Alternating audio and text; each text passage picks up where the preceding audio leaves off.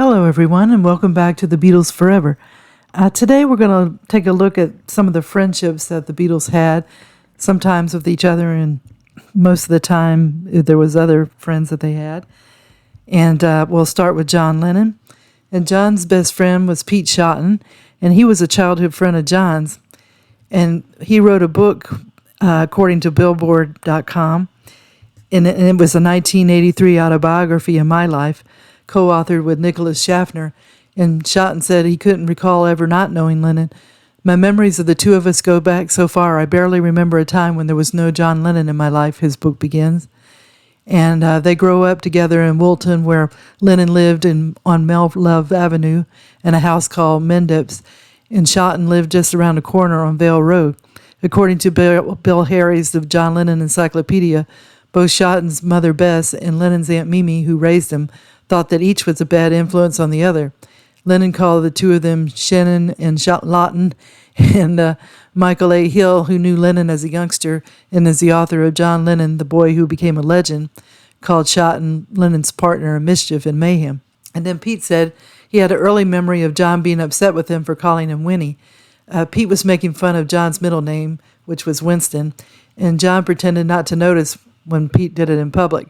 One day, while Pete was walking, Lennon suddenly popped out of a bush and warned him, "Listen, you, if you keep calling me Winnie, I'm going to have to smash you up."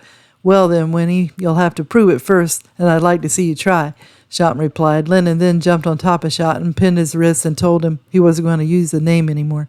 Shotton, who said he never thought Lennon would actually hit him, told Lennon he agreed not to. "Cross my heart and hope to die," he told Lennon. But then Shotton taunted him with "Winnie, Winnie, Winnie," and then Lennon said, "I'll get you for that, Shotton," shaking his fist. "Well, you have to catch me first," Shotton replied, and said Pete got the idea of contacting Paul McCartney about forming a group named the Quarrymen. Pete said, "By the way, I've been talking to John about it, and we thought maybe you'd like to join the group."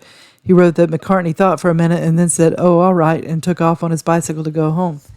Shotton said he suggested the name Father Mackenzie when Paul McCartney was trying to come up with the name of a cleric for the song, and it was also his idea to have Rigby die at the end of the song, a suggestion he writes was originally rejected by Lennon.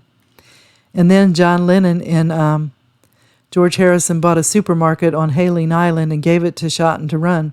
And later Shotton served as manager of the Apple Boutique, then as the first managing director of Apple Corps. When the Beatles wanted to open a store, John made Pete the manager of the Apple Boutique, and only lasted 6 months and closed in 1968. So Shotton had lost touch with the Beatles during their early years of fame, but he reconnected with his friend John at a point when the overwhelming success and fame of the band had driven him close to madness. He was a steadying influence on John when John desperately needed that.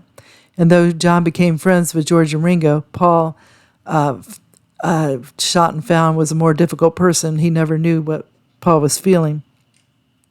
As Lennon's life grew crazier, Shotton tells how he and John took acid together for days on end, and Shotton's role shifted and shifted until he became John's personal assistant and keeper. It was Shotton who arranged for Yoko Ono to come to John's house while Cynthia and Julian were away, a decision he came to regret. "I couldn't have been more pleased by Yoko's arrival. She had a galvanizing effect on John. I'd say she was the best thing that had ever happened to him. She wasn't just the love of his life. She convinced him he was an artist, which he had always wanted to be." John rediscovered his convictions through Yoko. It brought out the child in him. You could even say Yoko brought John back to life. But once John moved to New York, he had to disconnect from people he had known before her. Later, John was allowed to contact Shotton again because the tarot card reader advised him that it was okay to contact him. Pete Shotton visited John in New York in 1976, and they had a good time together. But Yoko's jealousy was a problem. And John was killed by Chapman 4 years later. In shock, Shotton went to George Harrison's house to commiserate. Musicians showed up in a short time later, and George had a recording session. When Shotton asked him why he wasn't canceling the session, George replied, "There's nothing to gain by it. There's nothing else we can do. We just have to carry on." Stunned, Pete Shotton got into his car and drove home thinking about the Beatles and the insanity of that life. Mostly he thought about John.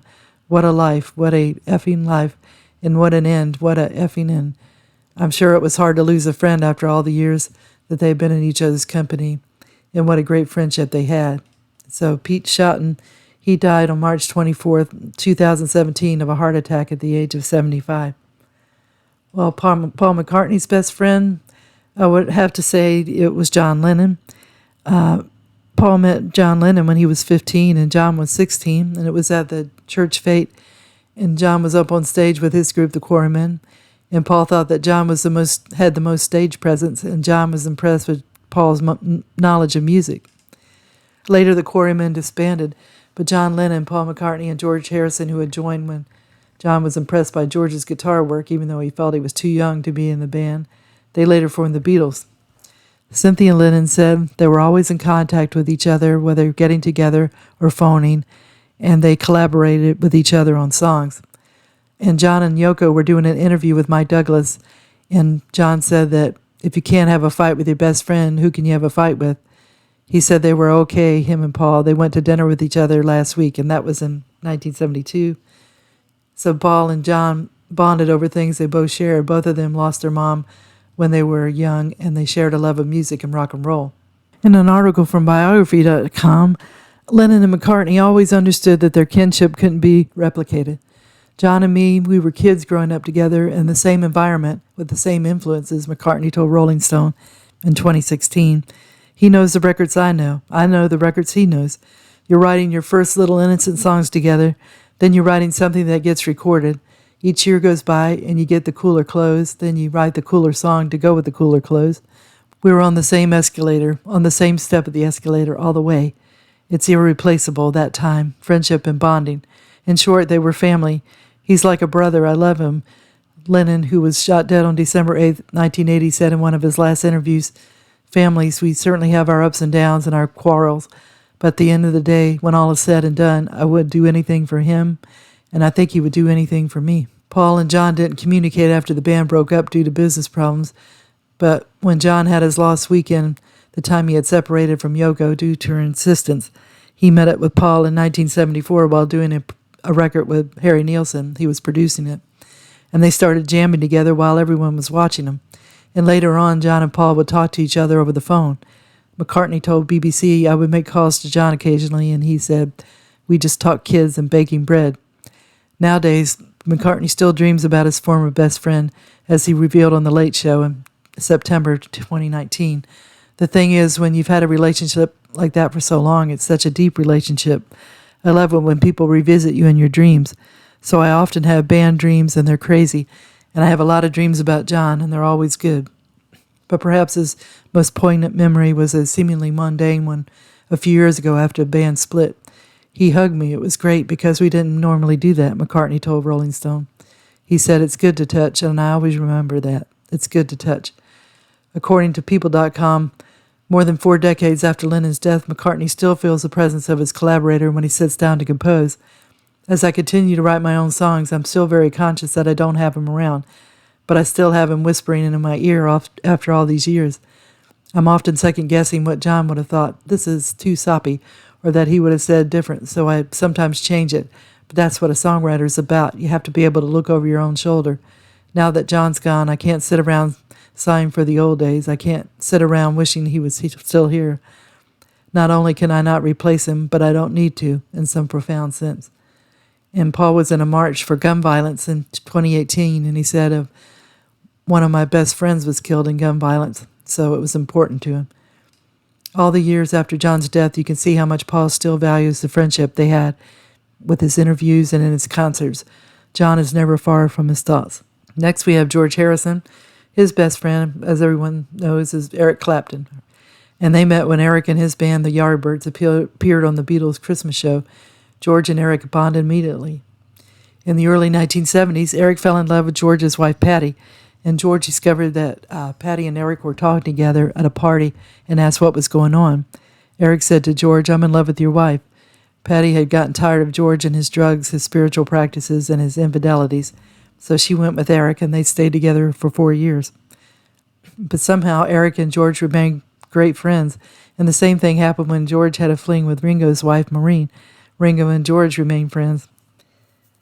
According to CheatSheets.com, Clapton seemed to be able to talk about his feelings towards George a little better now. I love him very much, Clapton said in a 1989 interview. He's a great guy, kind of a bit like an older brother, you know. George thought his and Clapton's relationship was special, too.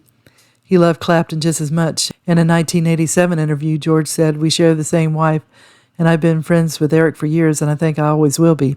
He's a lovely fella, and I love him very dearly." After George died, Clapton called up George's wife, Olivia, and asked to do a tribute for George. So on November 29th, 2002, a year after his death, George Harrison was honored at London's Royal Albert Hall. A concert for George. It was Clapton's idea, said Harrison's widow, Olivia. He phoned me not too long after George died and said I'd like to do something. Eric was a very deep friend of George's, so I felt confident and relieved that it was Eric coming to me. Olivia had given me the job of being musical director, said Clapton, to single out people for certain songs, and I found that really hard.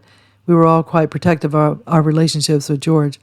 It sounded like George and Eric were very close, sharing a love of music and a brotherly bond that lasted for decades. Last but not least is Ringo and his friendship with Joe Walsh. According to PicTellMe.com, Ringo and Joe met in mid-1970s during an all-night jam session at a record plant studio in Los Angeles. Previous to their meet, Walsh had spent time perfecting George Harrison's guitar solo to the Beatles song "And Your Bird Can Sing." While Walsh had hoped to make a good impression, Starr thought Walsh was nuts. The solo is actually two separate guitar parts that were later put together. "I think I'm the only guy who can play it, including George," Walsh told the Chicago Tribune. And they worked together in the 1980s. Joe produced Ringo's album Old Wave, and then Joe turned up as an instrumentalist in Ringo's first all-star band. In 2008, Joe Walsh married Marjorie Bach, which was Ringo's wife's sister. And Joe still gets starstruck at times when he's with Ringo making music and looks over and sees him. So I think all the Beatles were great friends, so I wanted to see, for the most part, what friends they had outside the band. I kept Paul with John as his best friend because Paul was always keeping John's memory alive, and you could tell how much he cared about John. So I hope you enjoyed the video. If you liked it, if you could give it a thumbs up, that would be great. And I also hope that everybody's been having a good day. Tune in again soon for another episode of The Beatles Forever. Thank you. Bye.